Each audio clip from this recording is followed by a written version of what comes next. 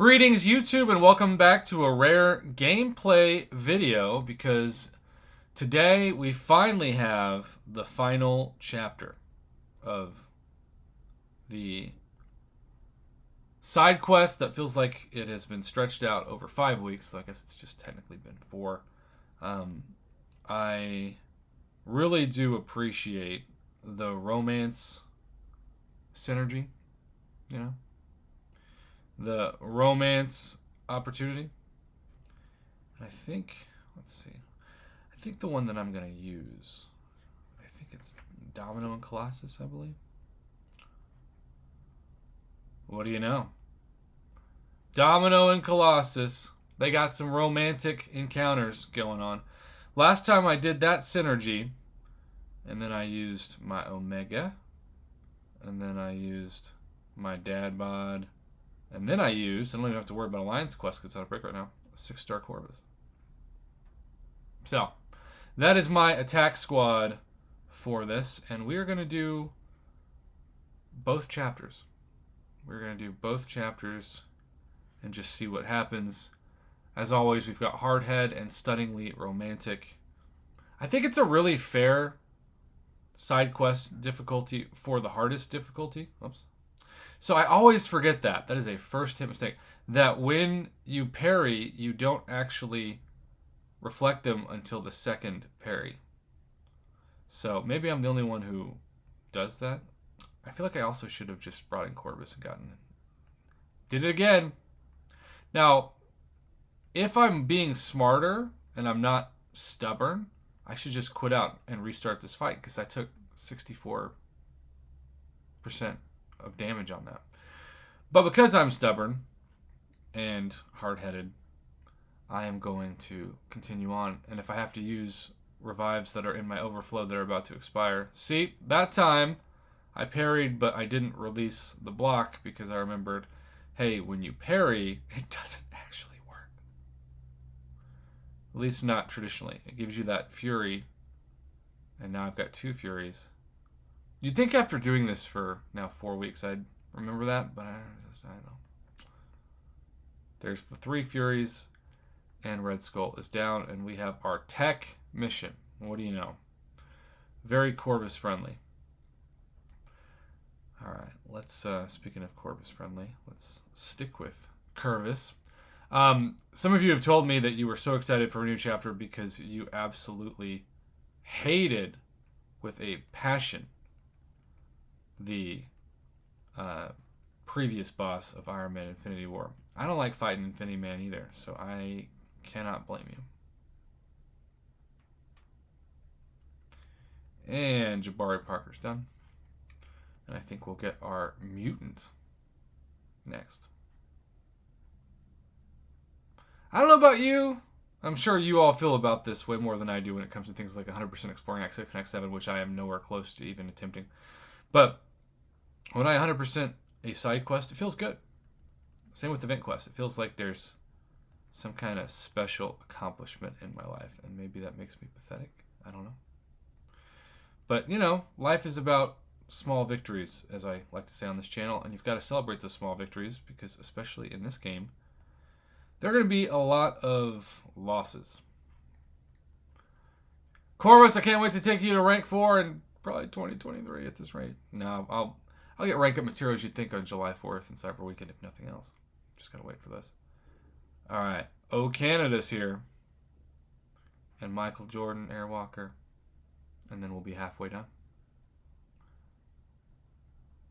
How exciting is that?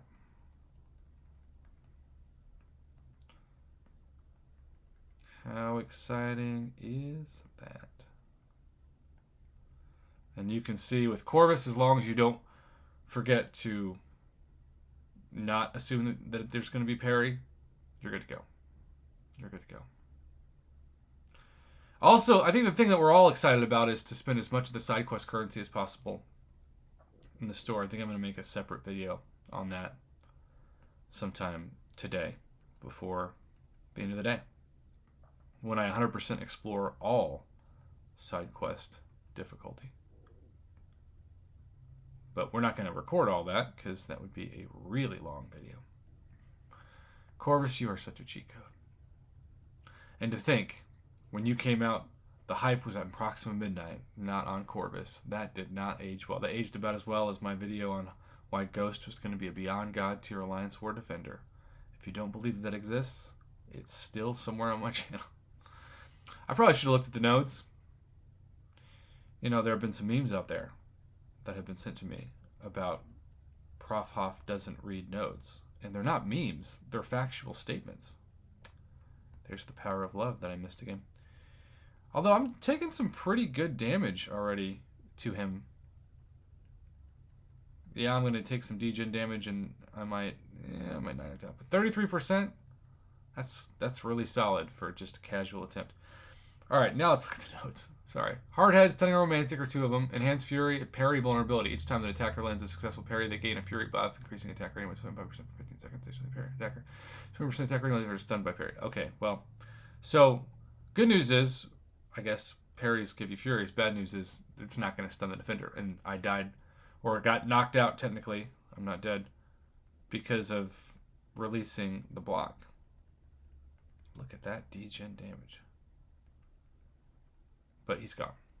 Yeah, I think this is going to be a lot easier for so many of you who struggled with Iron Man Infinity War. Thank God. All right, so this is technically a completion run because we have half of the last chapter to do. Look at that. Look at all 800. Wow. And we completed a quest. Yay. But we ain't stopping there. All right, let's see. I guess I was really never in danger of using any items on that run. Started out rough, but Corvus made it pretty dang easy after that. All right, Omega. Remember what you learned from. Do not release the block. There we go. Hey, look, it's so much better than last time. And he's in a corner, and he's dead. I mean, knocked out, not dead. All right, Corvus, it's your time to shine. Get that tech mission. I'm feeling empowered with every fight. Closer we get to that beautiful exploration screen. And look, I know that new champions tend to get a lot of hype, and for good reason, especially when you're talking about champions like Hercules and Shang-Chi, which I guess aren't even that new anymore. But in the meantime, I just have to say, I'm old school, and right now, Corvus and Omega Red could kind of be considered old school in this game. And if you have champions that you use and that you love to fight with, rank them up as high as possible, and then just keep using them. I mean, obviously, there are going to be certain nodes that you can't use them with, but if you've got 5 attackers and you're not just using most of your attackers for synergy teams, you'll have a counter. And if you don't have a counter, somebody in this amazing community will make a video or a cheat sheet or both telling you about the counters that you should bring in to now have a counter, which is why I always tell average summoners, and yes, I am also an average summoner, to wait until those experts make those guides. Saves you revives. So what if you're not the first person to clear content? You're saving money, you're saving units, you're saving potions. That's, I think, more important than being first. Okay, Doctor Strange. You know, I always think to myself, shouldn't Doctor Strange be an Avenger? Nope. Apparently not. He just fought alongside the Avengers in some of their movies, but he was never technically a part of them.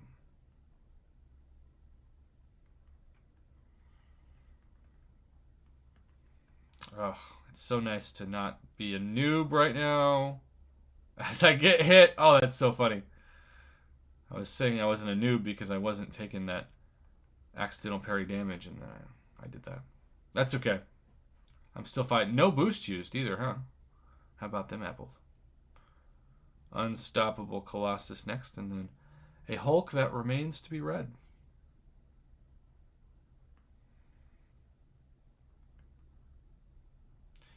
Also not sure why I did that.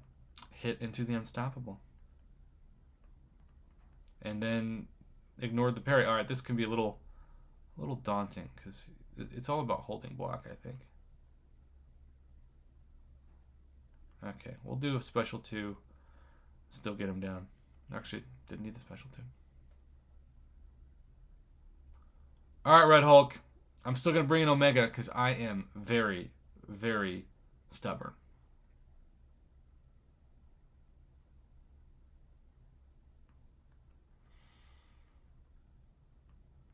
I will say, when you're used to immediately pairing and locking in spores with Omega, and then you can't, stuff like that happens. You're just like, ah. And I'm even saying it out loud. Now, of course, a lot of people aren't used to talking and trying to fight.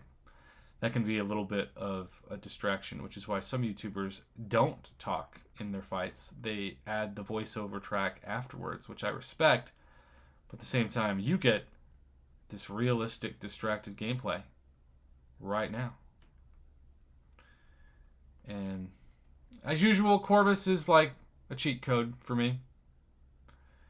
And because I got really lucky and have opened him multiple times, and then have rank up resources, and so many of you have been, here we go, last fight, have been so generous. I want to give a special shout out of generosity, by the way, to Michael, or Mr. Stealthy, STLTHY. He is sponsoring tomorrow's $100 featured Cavalier Crystals with a surprise donation to the channel today. I got an email, and he didn't even know he was sponsoring it. He just donated for the birthday month. But yeah, you better believe I'm going to use 100% of that donation on crystals for more content on the channel.